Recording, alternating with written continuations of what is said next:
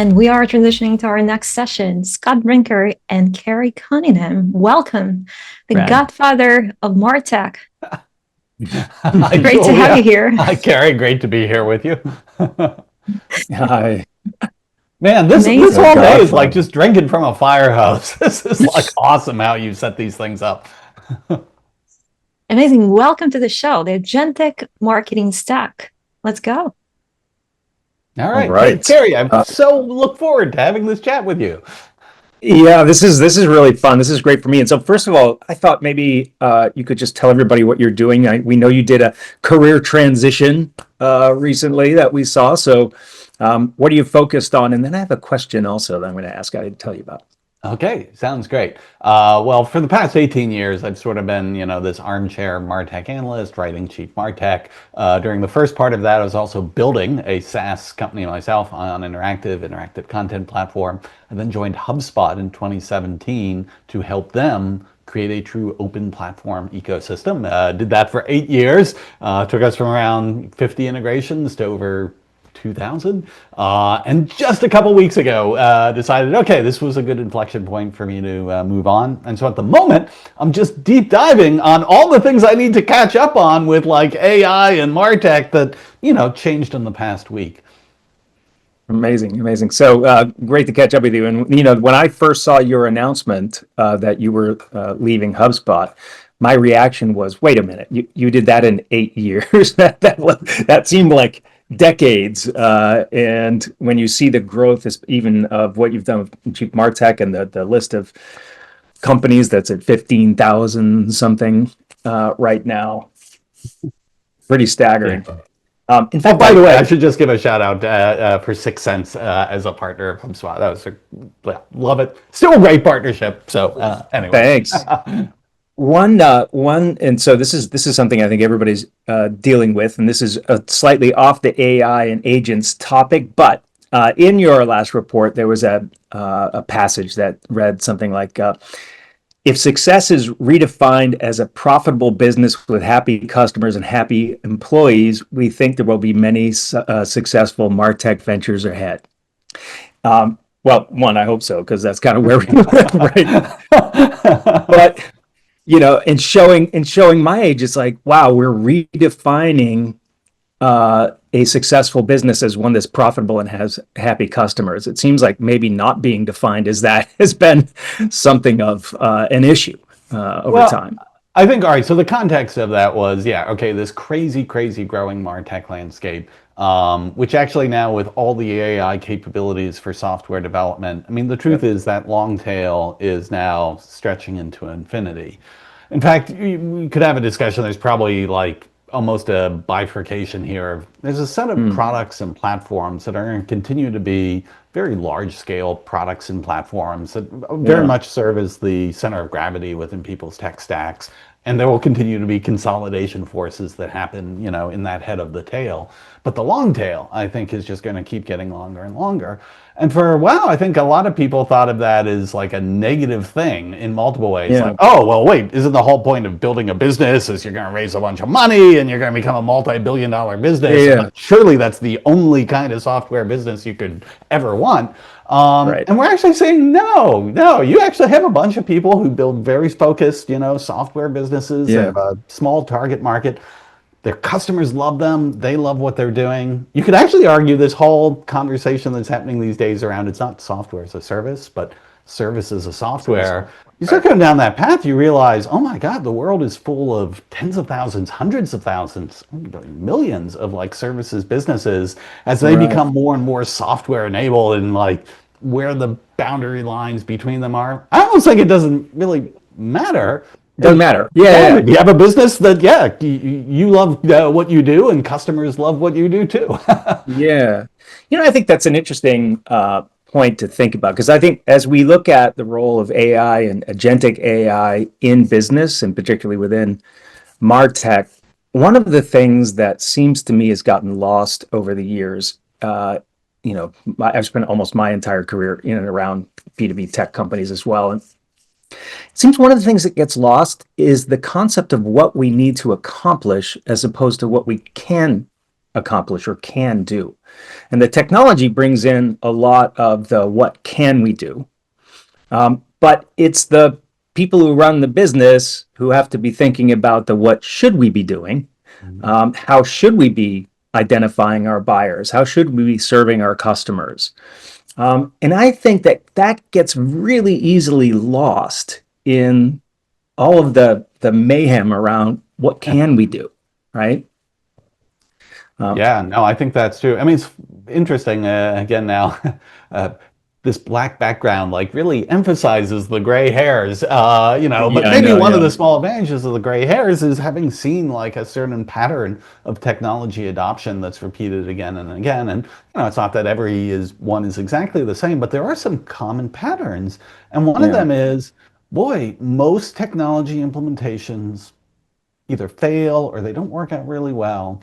And it's not yeah. really the technology. It's almost always the organizational thing of like, well, we weren't really clear about what we wanted to do with that. Or we didn't think That's about it. like, Yeah, well, what sort of skills or talents do we need? Or, like how do we even organize our business so that other things that might have been like bottlenecks. And we're certainly living through this right now with AI, particularly because of the fact that so many of these AI technologies, one of the things they deliver in spades is speed. Like there's yeah, things that used to take a long time that are increasingly now able to be done in a matter of minutes. Okay, well, to really harness that in a coherent, non-chaotic way, requires us to rethink a lot of like how people work together, how they coordinate, how there's some yeah. coherence, to what the organization is doing. When all of a sudden you have the ability to like, run the movie at 10x speed. Yeah, and I think we're not here to put together a framework for AI adoption, but I don't know that there would be a better person to do it. So while we're talking about it, it does seem to me that as organizations think about, and we'll talk about use cases and stuff in a minute, but as organizations think about what they can do with AI and what they should be doing with agents, the first thought always needs to go back to what do we really need to do for our customers, for our shareholders? What are the things that we shouldn't just do faster because we can do them faster. We should stop doing them at all. There's a lot of things that we should just stop doing altogether. And so I hope anyway that our audience can think about that as we transition to talk about, okay, what can they do? What do they do? And so there have been about 15 different definitions of AI agents today so far. I would like to hear yours because yours is one that I think our audience probably ought to pay attention to.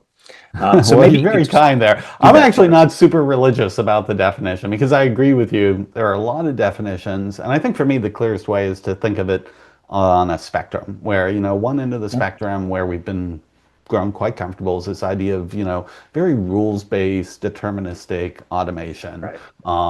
And so that still has a big role to play in most businesses. There's this other extreme, that is largely still science fiction of like, oh, well, I just tell the agent, hey, I would like an amazing, marketing campaign. Go off, create it, do it, and if you Yeah, just want to if you just want to deposit the money from that, here's my account. Have a nice day. We're a long way away from that. Thank goodness. Most marketers are like, all right, gotta. yeah, yeah. But like in between that, we're talking about probably the degree to which the amount of autonomy that something has, and Right, also the scope of what it does. So for instance, like some of the examples of agents that are being used is like if I give an agent like, hey, this is a customer that I'm interested in. Can you go and research this customer on the web and let it actually make some choices about like, okay, which websites does it visit? As it starts to crawl through the customer's website, like which pages are it paying attention to? How's it synthesizing that? That's actually a non-trivial amount of autonomy, yeah, because it could go a million different ways, and what you get back could have high variance in like then what you decide to do based on that information. But that is nonetheless a relatively constrained box in which I think we're getting increasingly comfortable saying like, yeah, that's a great place to let an AI agent do some autonomy. But right. it gets triggered in a more deterministic workflow that figures this is the moment when we do that, and on the other side of that, when it comes back, we maybe have a, still relatively structured process of, okay, what are we going to do with that information? So I don't know. To answer your question, I think it's just something that has some autonomy, but it doesn't have to have a lot. Yeah, so good. And I actually like that. And that's kind of what I thought you might say, because I think, one, everybody's got to know we have to have a grounding in what we're talking about. At the same time, I don't think anybody should care very much, right? It's, there are things that we can automate in, as you're talking about, a deterministic way. If this, then that, make that happen. And then now there's the ability to have the machine that's doing the automation supply more of the logic, supply more of the steps. You don't have to determine each one of those in advance. So that's great. Now, my experience in B2B is that B2B leaders are not great at probabilistic, that we really like deterministic, and the outcomes from the machine, if there's variability in the outcome of the machine that we don't anticipate, I think we're going to struggle with that a little bit. And I think that may not be built into the expectations that a lot of people have about what agents are going to do for them, is this idea that put your finger on exactly the weirdest thing that everyone is struggling with in the mental model is we are so used to computers in particular being just this incredibly deterministic, like if then else machine. And so this whole idea of thinking probabilistically, yeah, it's just very foreign. It feels very uncomfortable for all the operations infrastructure we put in place. Being said, we step back and we look at the real world, which actually does exist beyond the domain of, this digital microcosm that we felt we've so tightly controlled. In the real world, yeah, the relationships between customers and how they make decisions and how we interact had probabilistic components like just strewn throughout it. So I don't know. It's weird trying to adjust to this, but I don't actually think it's as fatal of a flaw as perhaps we might have that initial reaction of wait, the computer shouldn't act, Yeah, but I think that's it, right? It's we expect the computer to come back with the right answer and exactly the right thing every time, and a lot of people find it super off-putting if it doesn't. And I think just as a culture, I guess we're going to have to adapt our expectations so that we don't start throwing out what would be better results than we're going to get otherwise because they're not perfect. Well, and that's why I think one of the easiest first steps for companies adopting some of these, AI capabilities is giving the AI tasks that actually we weren't really able to do or do well before. The perfect example, that research thing was one. Another is all this unstructured data. Hey, listen, I'm going to have a call transcript. I'm going to have a string of emails. Historically, we didn't really have the mechanisms in the computer to say analyze this, summarize this thing, make a decision based on that. I mean, technically it took a lot of effort, it was not accessible to most folks. And now it's pretty much accessible to anyone. The fact that it's kind of a new thing and it's dealing with a kind of interaction that almost we don't expect to be as deterministic, I don't know, it feels like a nice first step to be oh, okay, well, this is a useful new thing to add into the toolbox before we take things that used to be deterministic and start to make them more probabilistic. Yep, absolutely. And I think, there are occasions for instance, right now in our research work, we abhor open text fields, right? You can't really get good data out of it, and most of but that's not true anymore. And we've actually been a little bit slow to respond to that. Of course we can get good data out of it now. We don't have to comb through it ourselves anymore. So there are those places where you have to ask yourself, what are the things that we do really need to do that we either haven't done or we've done badly or that take too long, we've ignored. And I think we have to continually revisit a lot of the assumptions that we've made about our businesses, and ask, can we do that now? But starting with the things that we want to be able to do, right? That we know we should be able to do, rather than the thing that we can do because the machine can do it. So on the topic of what can and what should it do, maybe talk about what you think you see as the most important applications or use cases for AI agents in marketing. Yeah, so and boy, it keeps changing, every week. What was it before I you got think for on? me, because I like to try and like organize things into, buckets, hence that crazy MarTech landscape. I sort of think of there being like three large buckets of AI agent technology that's having an impact on marketing. So one, which is probably the largest and the one we have the most discussions around, are these internal AI agents. They're agents that are operating behind the scenes with the marketer to help everything from like brainstorming ideas to, doing analysis, implementing the Yep. production, getting things live.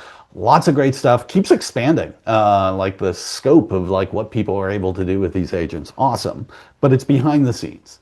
There's a second category of agents which are still controlled by the company, by marketers, but they are customer facing. The most obvious being the chatbots that are ubiquitous on websites. And Yep. let's be honest, those have largely sucked for many, many years. But, in Fair this enough. past year, they've actually starting to get really good because leveraging Yeah. these LLMs, they're very good now at that sort of conversational interaction pattern.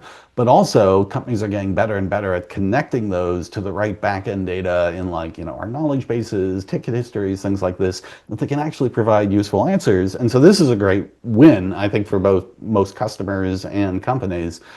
There's other kinds of agents we're playing with that are customer facing. Probably one of the more controversial ones would be the whole AI SDR, thing. But anyways, this is a whole category of like, okay, these are agents, but they're designed to interact with other generally human customers at the moment. And then there's this third bucket, which to me in many ways is the most fascinating and potentially the most disruptive, which is AI agent technology that actually the marketers don't control, that it's running in on behalf of the buyers, and we're just starting to see that. Like an obvious example in, like B2B would be like, okay, if I now turn to ChatGPT deep research and I'm like, listen, I want you to go out and analyze, what is the state of, AI capabilities and CRMs and who's doing interesting things and how should I weigh and evaluate that?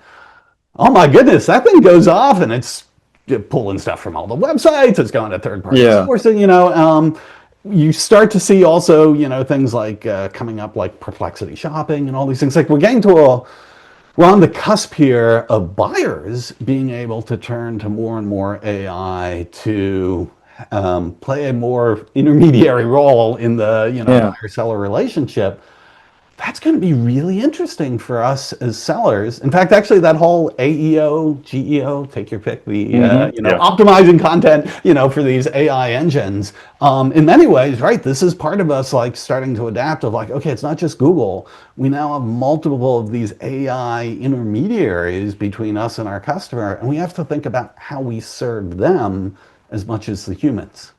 Yeah, and it'll be interesting to see how long that takes, because one of the things when you study buyers in B2B, ones who are making kind of enterprise kind of important purchases for their businesses, two of the most important things that buyers are looking for are defensibility. So I want to make sure that if I say yes, we want to spend this money, that it's not going to come back on me or not on me alone, right? And so maybe I would just leave it with that one thing. That suggests very strongly what we're seeing in our data that backs that up is that buyers are not letting go of their primary research, their own, when they're in market. When they're That not in makes sense.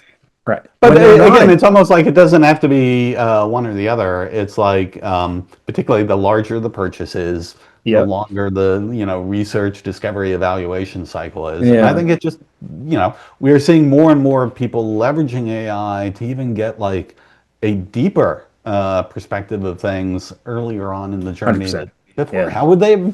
Yeah, anyway. And I think when buyers are not in market, if I'm an accounting manager and my company buys accounting software, I use it, I've been using it forever, I'm probably not going to your website anymore when I'm not in market.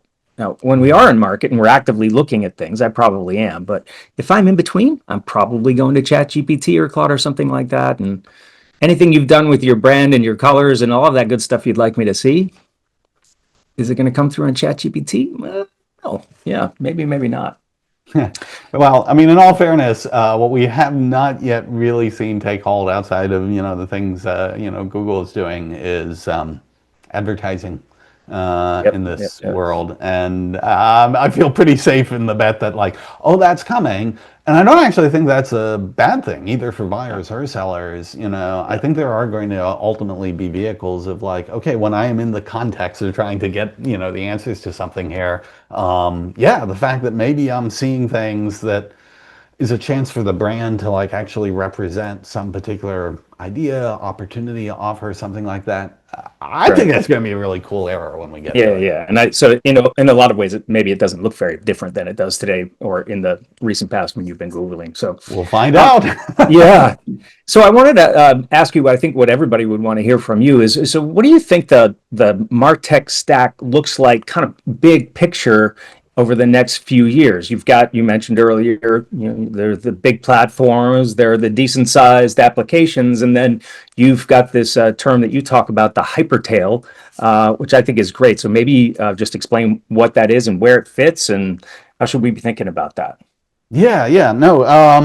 It's funny. The session that was right before us, John Brunswick was answering one of these questions, and he's like, "Listen, even folks who are building like the winning race car, they're not making their own brakes, they're not making their own tires." I think Right. the Yeah. what's the phrase for this? Like the rumor of SaaS's demise is greatly exaggerated. Right. I think there's still like, right? I mean, a tremendous opportunity for there to be these like core platforms and core services that nobody wants to reinvent. We want them to be that, center of gravity.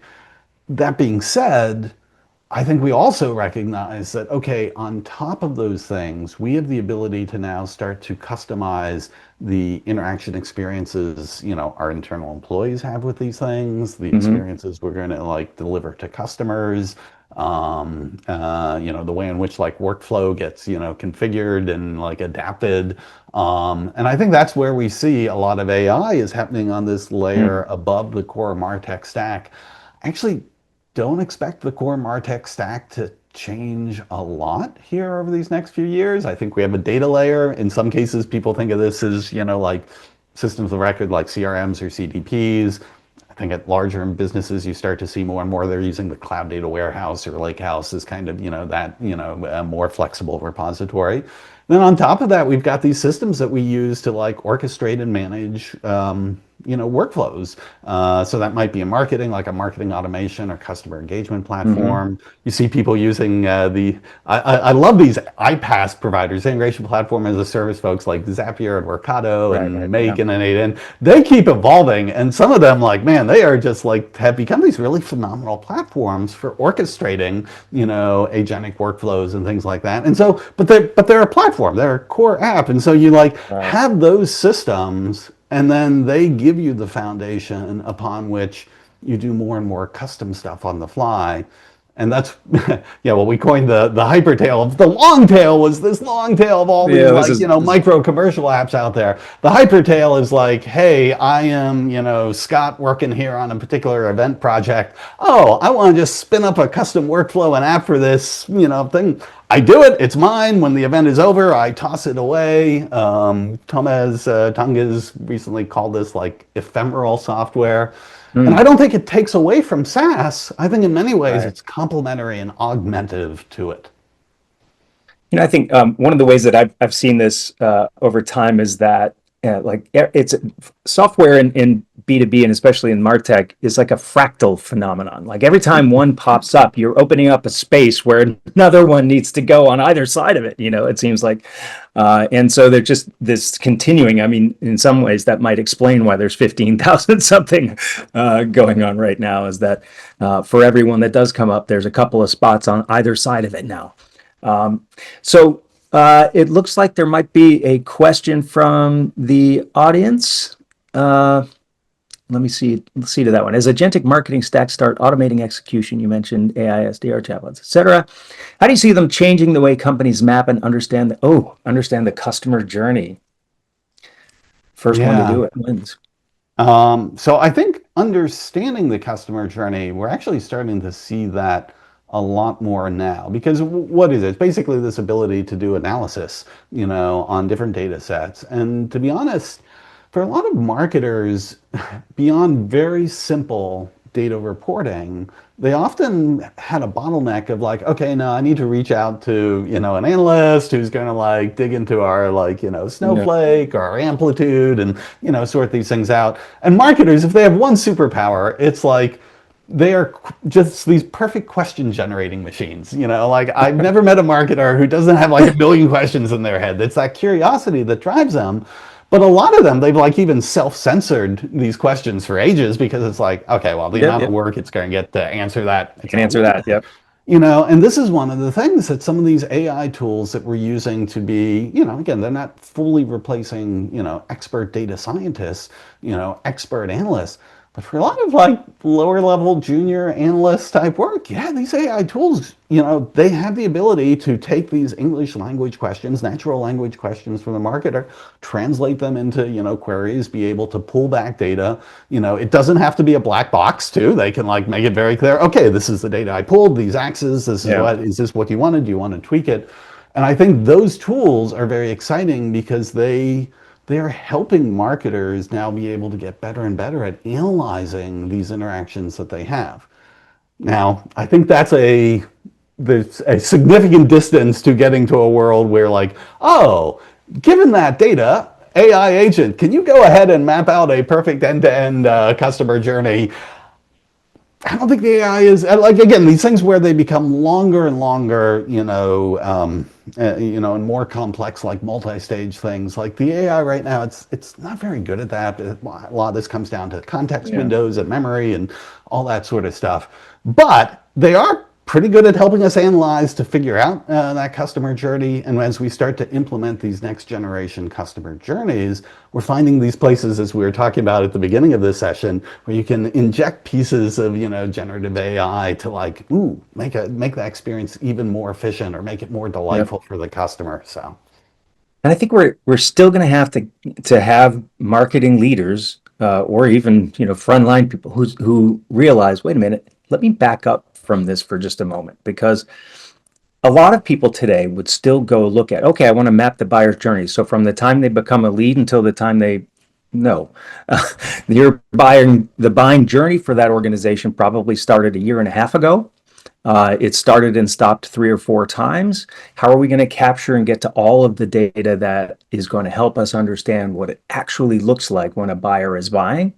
And when you do that, I think what you're going to realize is you're not going to control much, if any, of that. And then you need a system that's really going to be a signal response system, not a buyer management system. It's how do we respond effectively, capture all of the signal and respond effectively in real time with the right message, right person, etc., and give up the idea of controlling that. It's funny, like when we started some years back on this whole like digital journey thing, I think one of the things people kept saying at the time was like, oh, wow, the customer is in control. The customer is driving these things. Right. But it's almost because we got so good at instrumenting all the data of all these journey things. We got so good in this automations. I think actually a lot of us like lost track of them. We're almost like, no. We control this journey. We've got it fully instrumented. It's all that. And that was an illusion. We still didn't, Right.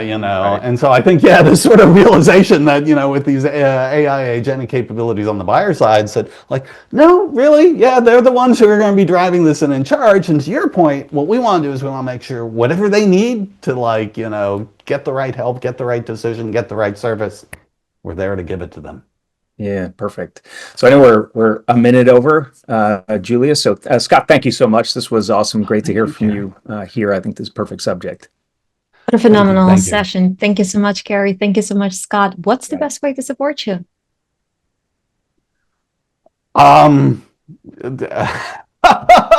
Like I don't know. I sent over a link for that report. Grab a copy of that report. Let us know what you think of it.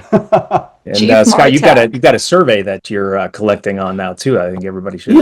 Thank you so much for raising the very thing that I forgot. And did I have the link handy? Oh man, I feel like such a marketing noob here. I'll post it in the chat to you after this. I want to hold up the next thing. Great. You can find me on LinkedIn. hard to miss me if you look at B2B marketing topics. So thanks, everybody.